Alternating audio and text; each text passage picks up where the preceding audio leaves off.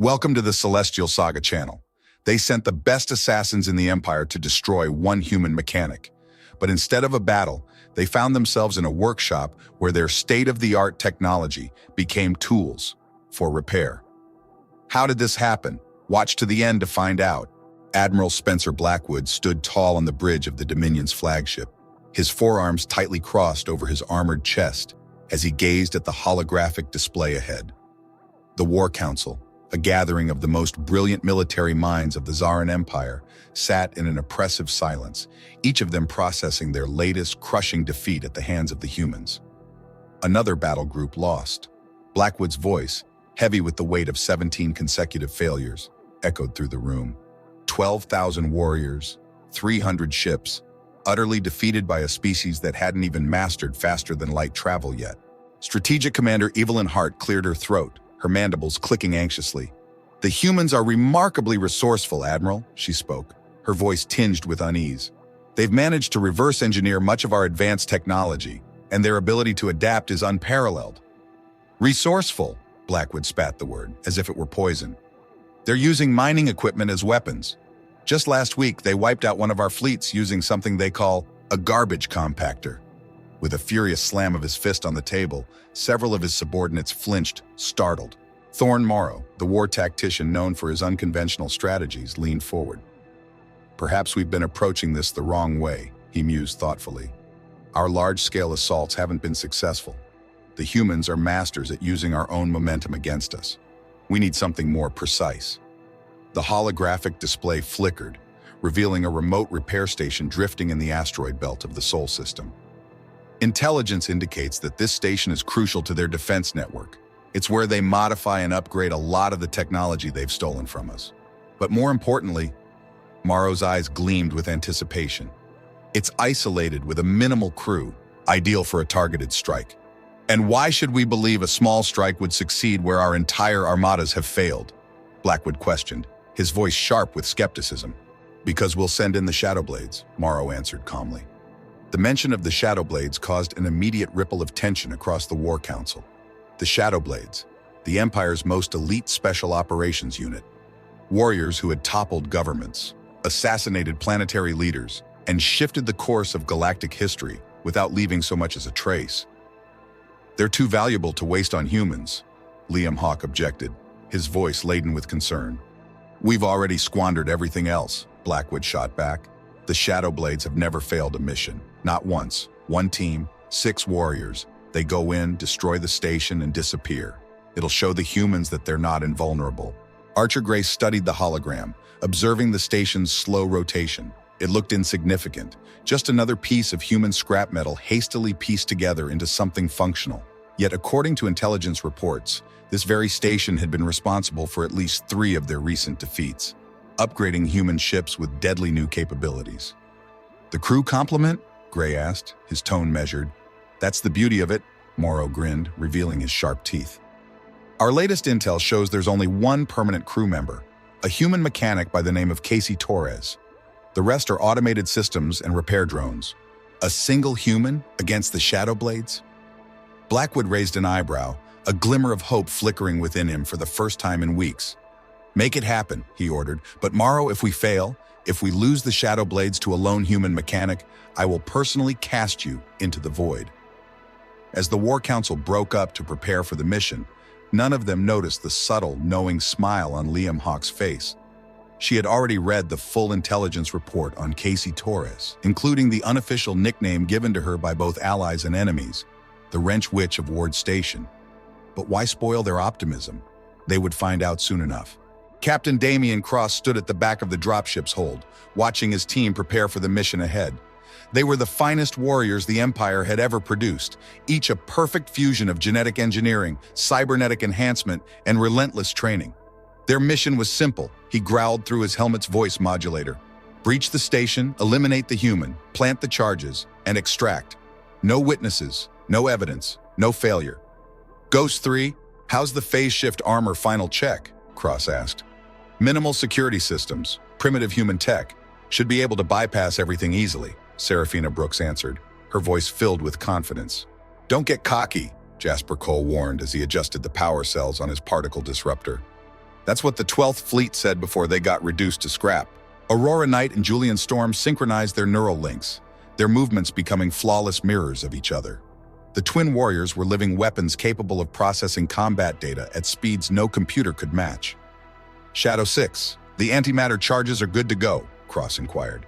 These babies will turn that station into pure atoms, clean, quick, untraceable, Gideon Vale replied. Cross nodded, satisfied. They were armed with technology far beyond human comprehension. A single mechanic with a wrench. It was almost beneath them. The dropship's stealth systems activated as they closed in on Ward Station. Through the viewport, Cross studied the station. It was unsightly, like all human constructions, cobbled together from mismatched materials into something functional. Efficient, perhaps, but nothing like the elegant precision of Zaran engineering.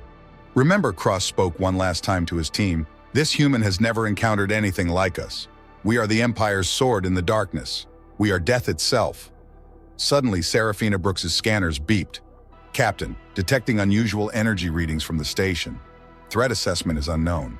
The patterns don't match any known signatures. Could be some jury-rigged human modification. Cross felt a flicker of unease, but quickly brushed it off. No human invention could match the precision of Shadowblade training and technology. Prepare for breach formation Delta. Let's remind humanity why they should fear the dark. As the dropship aligned with the station, the 6 shadows were ready to deliver death. They had no way of knowing that Casey Torres was already smiling, watching their approach through hidden cameras disguised as space debris. Well, she muttered, reaching for her trusty wrench. Looks like someone needs a lesson in proper repair protocol. His Shadowblades moved like liquid darkness across the station's hull. Their phase shift armor bent the light around them until they appeared as nothing more than faint distortions against the vastness of space. Each warrior carried enough firepower to decimate an entire city. Their weapons embodied the pinnacle of Zaran military technology. Serafina Brooks began a systems analysis through their encrypted neural link. The outer hull is standard human titanium alloy, Serafina Brooks reported. But there's something off about the power distribution. It doesn't follow any known human engineering patterns. Jasper Cole unholstered his molecular disassembler, a weapon banned in 17 star systems. Doesn't matter. These walls will turn to dust at the molecular level. No mess, no sound, no evidence. Aurora Knight and Julian Storm moved in perfect harmony as they deployed their sensor web, a network of quantum-entangled probes that mapped the entire station's interior in real time. Their cybernetically enhanced minds processed the data streams in parallel, creating an immaculate 3D model of their target. 27 potential entry points, Aurora Knight said. All seem unguarded. Julian Storm finished placing the first antimatter charge, its containment field humming softly. Primary demolition point secured. One touch, and this section will disintegrate into atoms. Yet something gnawed at Cross. In his 300 years of service, he had developed a keen instinct for trouble, and right now that instinct was screaming at him. The station before them seemed too ordinary. Every other human facility they had encountered had been bristling with defenses, gun turrets, shield generators, sensor arrays. But this one? It looked like exactly what it claimed to be, a simple repair station. Ghost 3, I need you to scan deeper this time, Cross ordered, his voice low and tense. I want to understand why this station's power grid looks off. Serafina Brooks adjusted her scanners, pushing them beyond their limits. Captain, she said, her voice edged with disbelief. I'm detecting… What in the void? The power signatures are shifting. It's like the whole station is one giant… Her words were abruptly interrupted by a soft click, an eerie sound in the silence of space. A panel beneath Gideon Vale slid open, and before the demolitions expert could react, a mechanical arm shot out, grabbed his leg, and dragged him into the opening. The panel slid shut with another soft click. 6, report! Cross barked into the comm, but all he received in return was static. Impossible, Jasper Cole growled, his tone seething with frustration. Our phase shift armor makes us untouchable. No primitive human system could… Before he could finish his sentence, another panel opened, this time directly above the twins. They barely had time to glance upward before 2 mechanical arms snatched them into the ceiling. Their synchronized screams were silenced as the panel sealed shut. Evasive maneuvers! Cross commanded, but the hole beneath them had come to life. Panels moved, shifting and sliding in ways that defied all logic. Serafina Brooks fired her quantum disruptor at one of the mechanical arms, but the energy blast passed right through it.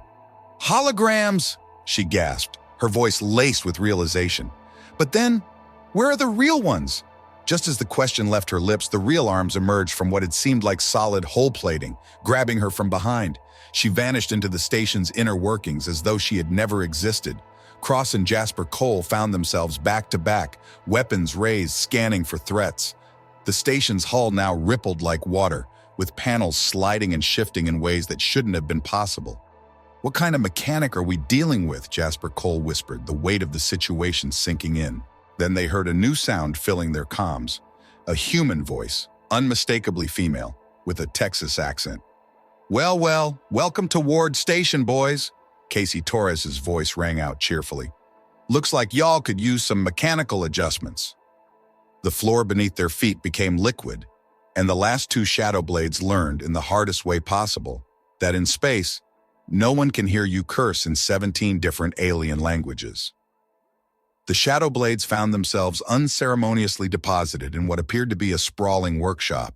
Their phase shift armor had been deactivated, their quantum weapons powered down by some unseen force.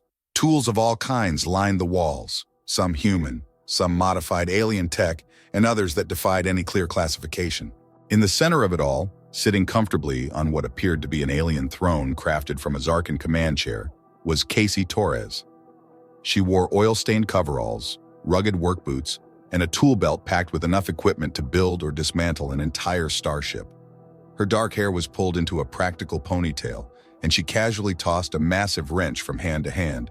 "Well," she drawled, spinning slowly in her chair, "so the mighty Empire sends its finest to little old Ward Station. I'm flattered, though y'all could have just called ahead for an appointment." Cross tried to activate his neural commands, but nothing happened. Their cybernetic enhancements were as dead as their weapons. "What did you do to our systems?" Cross demanded, his voice tight with frustration. Casey Torres grinned, holding up what appeared to be a makeshift remote, cobbled together from scraps. "Oh, this little thing? Turns out, when you spend enough time studying alien tech, you start noticing patterns. Your fancy phase shift armor is impressive, until you realize it's just a modified version of a Centon mining suit's phase stabilizer. Add a few tweaks, and..." She snapped her fingers. "Off switch." The twins, Aurora Knight and Julian Storm, tried to process the impossibility of it all through their linked minds. "Our neural systems are classified beyond top secret," they said in unison, their voices filled with disbelief. "Honey," Casey Torres rolled her eyes, "I once rebuilt a Proxim quantum core using duct tape and parts from a microwave. You really think I can't recognize a basic synaptic encoder when I see one? Your neurotech is just a militarized version of medical equipment, the same stuff I use to calibrate prosthetic limbs for wounded vets." She stood, walking around them with the confident, casual demeanor of someone who knew they were no threat. "You know what your Empire's problem is?" she asked, lightly tapping one of her machines. "You think technology is all about perfection, about making everything sleek, standardized, and untouchable." She gestured toward a nearby contraption that seemed to be made from an old coffee maker and parts of an alien plasma cannon. "But real engineering? That's about understanding how things work, seeing the connections, and making what you have do what you need." Gideon Vale, the demolitions expert, noticed something unsettling. "Where are our antimatter charges?" he asked, his voice laced with growing panic. "Oh, those pretty little bombs?" Casey Torres pointed to a workbench where the charges had been completely dismantled. "Nice work on the containment fields, by the way. Gave me some ideas for improving the station's waste recycling system." "You disarmed our antimatter charges?" Serafina Brooks's disbelief was palpable. "That's impossible. The failsafes alone..." Casey Torres nodded approvingly. "Pretty clever, but you used a standard Relian containment matrix as the base, the same thing they use in their food preservation systems. Once you understand that, the rest is just basic particle physics." She pressed a button on her remote, and a holographic display materialized, showing complex equations that even the Shadow Blade's enhanced mind struggled to decipher. "This is my current project," she explained with genuine enthusiasm. "I've been trying to figure out how to combine your phase shift technology with some salvaged Andromedan gravity manipulators. I think it could revolutionize waste management across the entire solar system." She beamed at them, her excitement palpable. "Want to help? I've got some questions about your armor's phase harmonics." Jasper Cole's patience finally snapped. "We are the Empire's elite. not some humans' research subjects. Casey Torres's smile didn't falter, but something dangerous flickered in her eyes. "No," she replied, her tone turning cold. "What you are is a bunch of idiots who broke into my station without an appointment, carrying weapons that violate about 15 different peace treaties. Now we can do this the easy way. You all sit quietly while I finish my research, maybe learn something about proper engineering practices." She hefted her wrench meaningfully. "Or I can demonstrate some practical applications of mechanical advantage and percussive maintenance." "You're insane," Cross breathed. "The report said you were just a mechanic?" "Just a mechanic?" Casey Torres laughed, the sound echoing off the walls of the workshop. "Sugar, I'm the one they call when something's so broken even the other mechanics have given up. I'm the one who figured out how to turn your empire's leftover junk into humanity's fighting chance. I'm the reason your fancy ships keep running into surprises that shouldn't be possible." Her grin widened, becoming decidedly predatory. "I'm the one who looks at the laws of physics like they're more like guidelines than actual rules. And right now..." "You're all in my shop now," Casey Torres said with a grin, her eyes alight with a mischievous spark as she surveyed the scene. "Surrounded by my tools, my creations, and of course, my rules." The Shadowblades exchanged a quick glance. They had trained for every possible combat scenario, prepared for every kind of resistance. But nothing in their entire experience had prepared them for this, a human who treated their most advanced technology like an intriguing puzzle, who saw their weapons as little more than spare parts waiting to be reworked. "Well then," Casey Torres continued brightly, picking up a tool that suspiciously resembled a modified neural probe. "Who wants to help me test my new diagnostic system? I've been dying to figure out how your linked systems work." For the first time in their careers, the Empire's finest warriors felt something foreign to their training: fear. Fear of a human mechanic armed only with a wrench in her workshop. Cross had stared death in the face countless times, but never had it looked like this, dressed in coveralls and wielding a toolbox. Before Cross could bark an order, Casey Torres casually flipped a switch on her workbench. The artificial gravity reversed, sending the Shadowblades tumbling toward the ceiling. Except it wasn't a ceiling anymore. The entire room had transformed. Walls became floors, maintenance hatches opening like the mouths of hungry beasts. "Standard Imperial gravity modulators," Casey Torres explained, her voice cheery. "I reversed the polarity and synced it with the station's rotation. Makes it easier to move heavy equipment." She paused, a thoughtful look crossing her face. "But right now, y'all are the heavy equipment." Serafina Brooks managed to grab onto a support beam, her instincts kicking in as she attempted to stabilize herself. "Does this account for zero-gravity combat?" she asked, her grip tight. Casey Torres pressed another button. Suddenly, the support beam Serafina Brooks clung to unfolded like origami, transforming into a series of robotic arms. Each arm held a different tool: plasma cutters, magnetic clamps, and something that looked like a modified paint sprayer. "Don't move," Casey Torres warned, her tone light. "That paint sprayer's loaded with experimental hull sealant. It'll take weeks to dissolve." Jasper Cole, using his cybernetic enhanced strength, pried open what appeared to be an exit. But when the doors opened, he was faced with something that shouldn't have been possible. A corridor twisted like a Mobius strip, defying every rule of space station architecture. "Non-Euclidean geometry," Casey Torres called out helpfully, as though explaining something trivial. "Borrowed that concept from some Arcturian designs. Really helps with storage space. Takes a while to get used to, though. The maintenance drones still get lost in here sometimes." The twins tried to synchronize their neural links, hoping to make sense of their disorienting surroundings through shared processing. Instead, they were bombarded with what suspiciously sounded like human country music. "Sorry about that," Casey Torres grinned, as if she hadn't just thrown them into chaos. "Been meaning to fix the neural interference from my entertainment system. Though I've got to say, Willie Nelson sounds pretty interesting through quantum neural networks." In a last-ditch effort, Gideon Vale tried to activate his backup weapons, microscopic explosives hidden in the joints of his armor. Instead of detonating, they morphed into tiny bubbles that floated aimlessly through the air, each one reflecting miniature versions of the chaos unfolding around them. "Those were some clever bombs," Casey Torres commented, catching one of the bubbles with her wrench. "But their molecular structure was pretty unstable. A few harmonic frequencies and boom, well, no boom, just bubbles." "This is impossible," Cross snarled, incredulous. "No human technology can do this." "You're right," Casey Torres said, beaming. "That's why I don't just use human tech.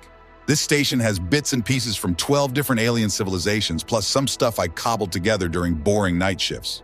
Watch this." She twisted her wrench like a key, and suddenly, every piece of machinery in the room sprang to life. Tools flew through the air in elaborate patterns, forming what looked like a giant mobile made of spanners, welders, and diagnostic equipment.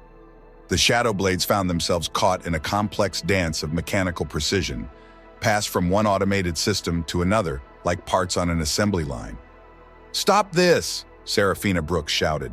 But her tech expertise was useless against the bizarre logic of the station's systems. "Why?" Casey Torres asked, genuinely curious. "This is just basic mechanical choreography. I use it to handle multiple repair jobs at once, though usually with fewer elite warriors and more broken navigation systems." Cross could only watch in horror as his team, the pride of the Empire's military strength, was dismantled by repair equipment. Their armor was being diagnosed, their weapons disassembled, and their tactical advantages turned into opportunities for Casey Torres to show off her engineering skills. "Your phase shift technology has a nice rhythm to it," Casey Torres observed, tapping her wrench against her palm, moving to the beat of the fluctuations. "Reminds me of an old combustion engine. Give me a few minutes and I bet I could tune it to play Lucara." The twins made one last synchronized attempt to regain control, activating their armor's emergency protocols. The result was spectacular, but not in the way they had hoped. Their suits began to transform, pieces rearranging themselves until they found themselves encased in what looked like a makeshift zero-gravity tennis court. "Would you look at that?" Casey Torres exclaimed, delighted. "I've always wanted a rec room in here. Thanks for the contribution." The Shadowblades, elite warriors of the mighty Zarin Empire, trained in 1,000 ways to kill and survive, found themselves at the mercy of a human who treated their most advanced technology like an exciting set of building blocks. "Now then," Casey Torres said, producing a datapad that looked like it had been cobbled together from parts of their own command systems. "Who wants to explain to me how these lovely neural interfaces of yours handle quantum entanglement? I've got some theories about improving the station's communication systems." The warriors exchanged looks of pure desperation. They had prepared for combat, for resistance, and even for death itself. They had not prepared for a mechanic who saw their intrusion as a chance for a technological showcase. In the ensuing silence, broken only by the hum of machinery and the occasional strain of Willie Nelson's music echoing through the quantum frequencies, the Empire's greatest warriors learned a critical lesson about the true nature of human innovation and why you should never, ever underestimate a mechanic with a wrench and an imagination. Through what could only be described as sheer desperation, the Shadowblades finally managed to break free from Casey Torres' workshop. They sprinted through the twisting, disorienting corridors of Ward Station, their pride in tatters, but their training still intact, or so they thought. "Spread out," Cross commanded. "We do this by the book. Hunt her down. Show her why we're the Empire's finest." But the station's layout refused to make sense. Corridors looped back on themselves, doors opened to reveal the same room from different angles, and maintenance shafts seemed to defy the very laws of space. Serafina Brooks' mapping systems were completely useless, now displaying what looked like a chaotic, glitchy mess. "I found a pattern," Jasper Cole reported over their comms. "These maintenance tubes follow a standard human." There was a loud clang, followed by startled cursing.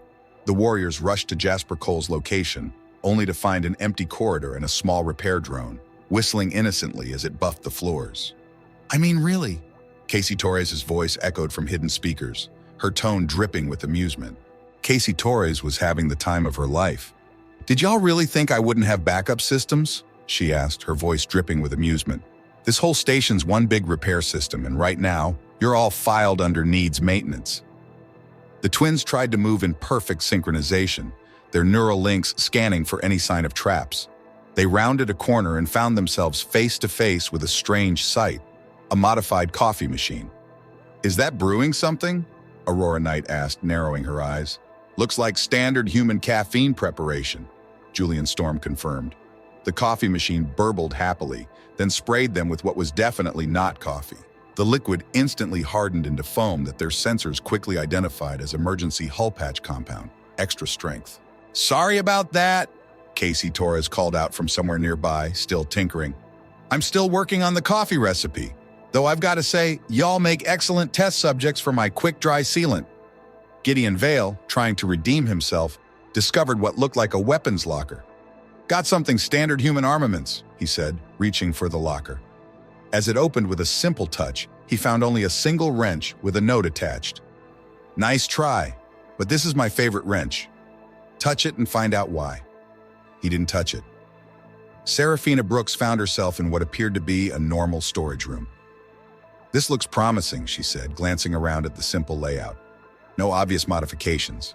You sure about that, sugar? Casey Torres' voice had a sing-song quality that sent shivers down the warrior's cybernetic spines.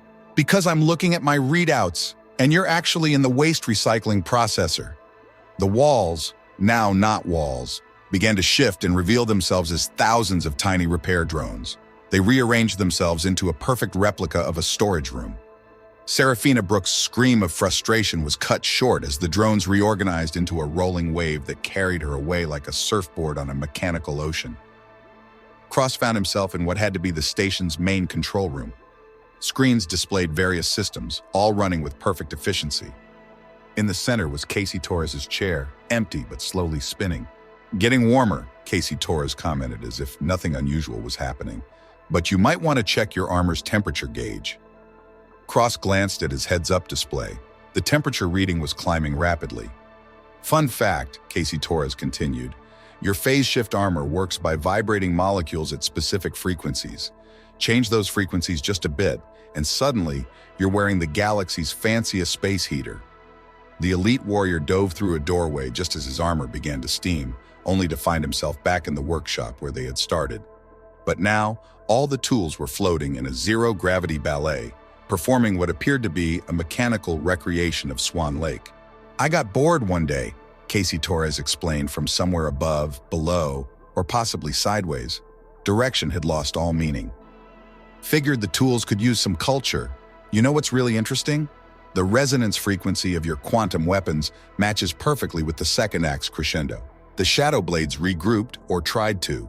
Every time they thought they'd found each other, another of Casey Torres' modifications sent them spinning off in different directions. The station had become a funhouse designed by a mechanic with too much time and far too many spare parts.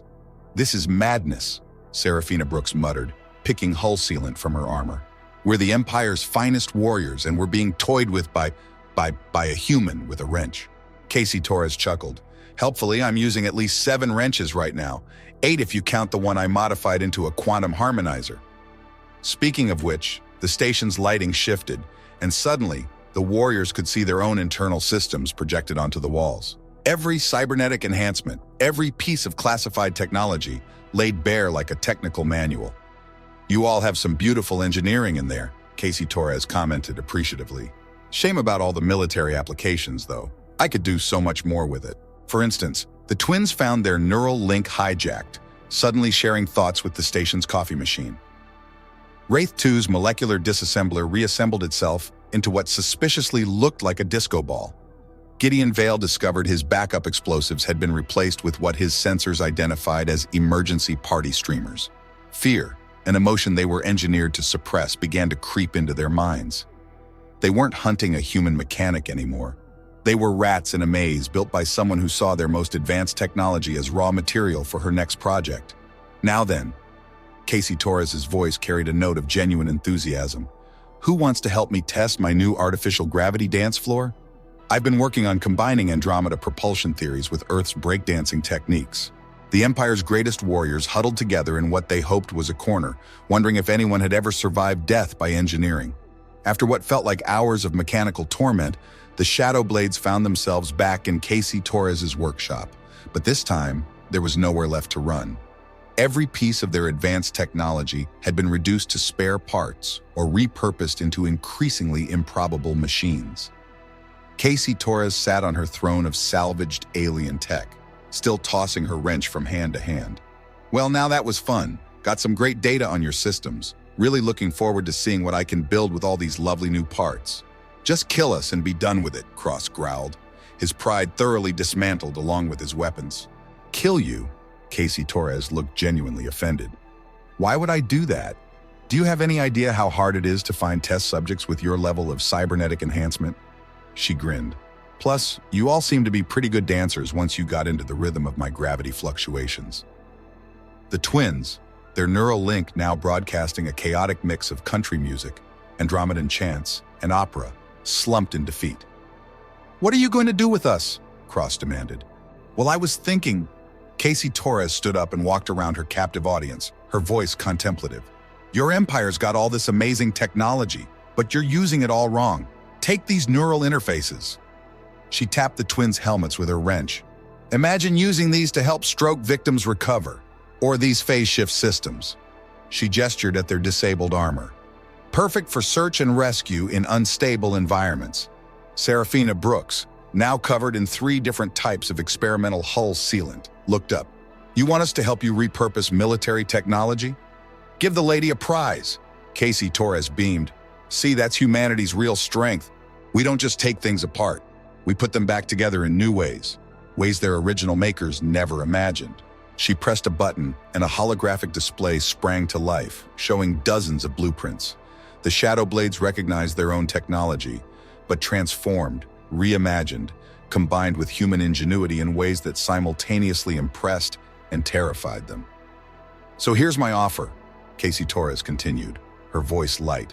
"You can either go back to your empire and try to explain how one mechanic took apart your best warriors, or you can stay here, help me with my projects, and maybe learn something about real innovation."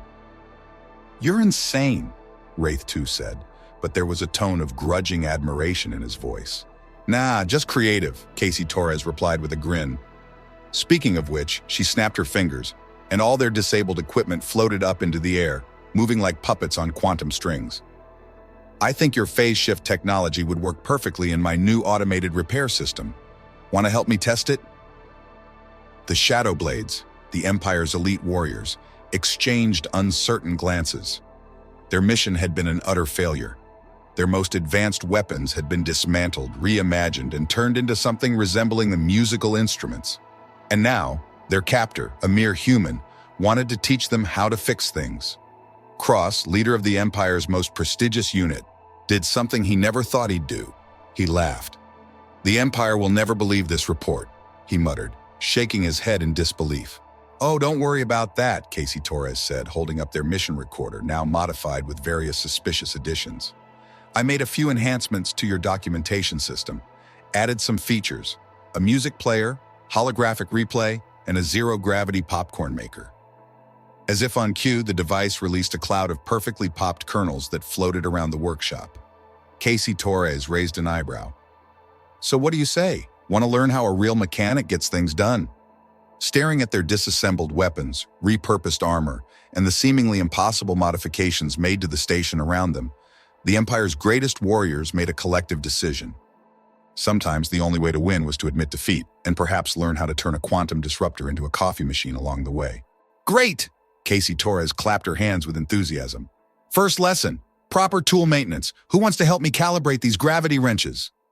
The Shadow Blades raised their hands, fully aware they were about to learn just how dangerous a human mechanic with a wrench and an imagination could be. High Admiral Spencer Blackwood stared at the holographic recording once more, his mandibles twitching in disbelief. The footage showed his elite Shadow Blade unit eagerly assisting Casey Torres in converting their quantum weapons into something she called a more efficient recycling system. "They're happy?" Blackwood asked in disbelief. "The Empire's deadliest warriors are helping a human mechanic build." "What exactly?" According to the report, Liam Hawke checked his datapad, trying to hide his amusement. "That's a combination matter replicator and music player. Apparently, it makes excellent tacos while playing something called classic rock." The War Council chamber was unusually silent as they watched their most advanced technology being cheerfully repurposed by a human with a wrench and her new converted assistants. The twins were particularly enthusiastic about something Casey Torres referred to as percussive maintenance. "The Shadow Blades sent a formal request," Kai Nolan added, barely able to keep his grin in check. "They want to establish a permanent technical exchange program with Ward Station. Something about revolutionary uses of quantum harmonics and beverage dispensing." Blackwood slumped in his chair, a defeated look on his face. "We sent our finest warriors to destroy a repair station, Instead, they've become apprentice mechanics. "Tor corrected," Liam Hawke interrupted. "Casey Torres insists on proper terminology. She's also sent us a proposal. Several hundred pages of potential civilian applications for our military technology, complete with blueprints and karaoke modifications."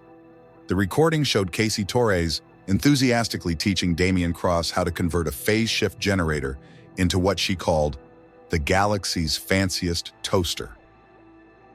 The former Shadow Captain's delighted expression when the toast emerged perfectly crisp was an image Blackwood would not soon forget. "Perhaps," Liam Hawke suggested thoughtfully, "we've been approaching this all wrong. The humans don't defeat us because they're better warriors.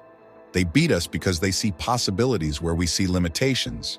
They turn our weapons into tools, our threats into opportunities." The final scene showed Casey Torres and the Shadow Blades gathered around a workbench, sharing something called coffee, while discussing the theoretical applications of combining Zaran quantum physics with human mechanical engineering. The air was filled with laughter. "Send word to the fleet," Blackwood said at last. "All ships are to avoid Ward Station unless they need repairs." He paused and added, "And send Engineer Torres a formal request for consultation on our civilian infrastructure projects before she decides to upgrade them herself." As the War Council adjourned, a new message arrived from Ward Station. Casey Torres had successfully combined the Shadow Blade's neural interface technology with a standard repair drone network. The result was, in her words, "the best darn automated repair system in the galaxy, now with surround sound and cup holders." The Empire had learned a lesson they'd never forget. In the world of galactic politics, sometimes the most powerful weapon wasn't a warrior with a gun. It was a mechanic with a wrench and boundless imagination. And somewhere in the asteroid belt, Casey Torres was already planning her next improvement. After all, she had plenty of alien technology to work with, and a fresh supply of eager apprentices to teach. The wrench, as always, was ready for whatever came next.